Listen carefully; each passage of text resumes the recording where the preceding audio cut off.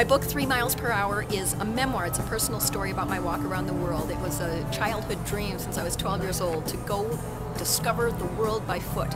And at the age of 37, I finally left. And the world was at relative peace in 1999 when I left. But 9/11 happened in the middle of my journey, and as a young Jewish American woman, I really saw the world start changing at my feet. So please enjoy the book, and it does take on some tough topics, but it's full of humor, and it's won 3 awards that I'm very proud of. Thank you. Have you ever considered how much power there is in a story? Whether it's something that you've read or heard about an experience that helps uplift you or inspire you or even empower you. Speaking Your Truth is a collection of stories by women for women to inspire and empower. Working for Peanuts, the Project Linus story is about one of Colorado's most successful children's charities ever. We've gone from one little blanket donated by one person to delivering over 4 million handmade security blankets to seriously ill and traumatized children worldwide. You can make a difference too. Moving Mountains, One Woman's Fight to Live Again, is the story of my journey 16 years ago when, after the birth of my daughter, I contracted a strep A infection and spent 131 days in the hospital. Lest you think it is a depressing book, it is not. It is a love story between husband and wife, mothers and daughters, and about the community that rallied around us and brought us back to life. One step at a time, one stone at a time, we moved mountains. My beginning is a young adult science fiction adventure told through the eyes of Ivory, a 16-year-old girl who's lived her entire life trapped behind the walls of an institution. She and all the other surviving children live a life full of mundane tasks and responsibilities. They're forbidden to go outside, or even congregate, or even look at the opposite sex. But despite those circumstances, Ivory falls in love with Aiden, and they escape, and eventually learn that the world is completely different than what they've been led to believe. Gratitude, Giggles, and Grace is a humorous look at the dating world and exploring my journey and learning about the self-growth that happens through the process.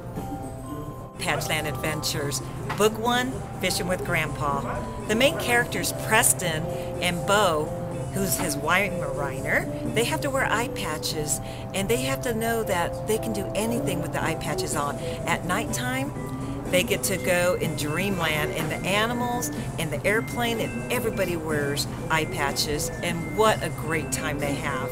You will feel like you're there with them, cheering them on all the way. 80% of disease is stress-related, according to Harvard Medical Journal. Who has time to de-stress these days?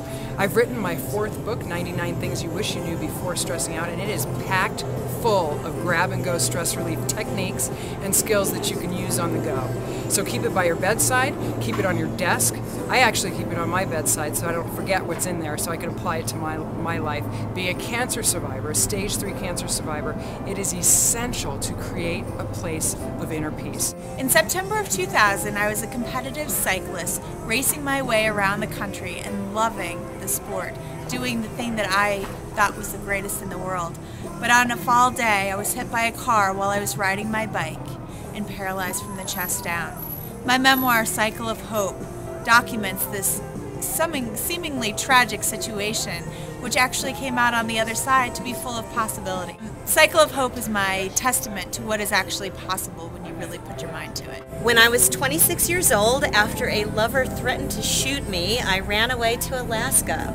My book, They Only Eat Their Husbands, a memoir of Alaskan love, world travel, and the power of running away, is about the 9 years I spent in Alaska, where I ended up in a love triangle with 2 wild alcoholic men, and the year I ran away from that life to trek around the world alone. The book to me is primarily about the importance of approaching life as an adventure, the transformative power that that has, and also the importance for women to develop a relationship, a healthy relationship with self. Courtesy Boot Camp and Not So Gentle Reminder to Live by the Golden Rule is that handy little pocket reference etiquette guide for the not so refined in your life. So please do yourself a favor, do them a favor, and buy a copy today. And you know what? It's also stocking stuffer sized. From Sims to Zanzibar, what they didn't tell me about success in high school and I didn't know to ask. This is a story about my journey from a small town in northeast Texas, Sims, to the beaches of Zanzibar in eastern Africa. across continents, across cultures. It's all the lessons I learned along the way. Never let your past dictate your future.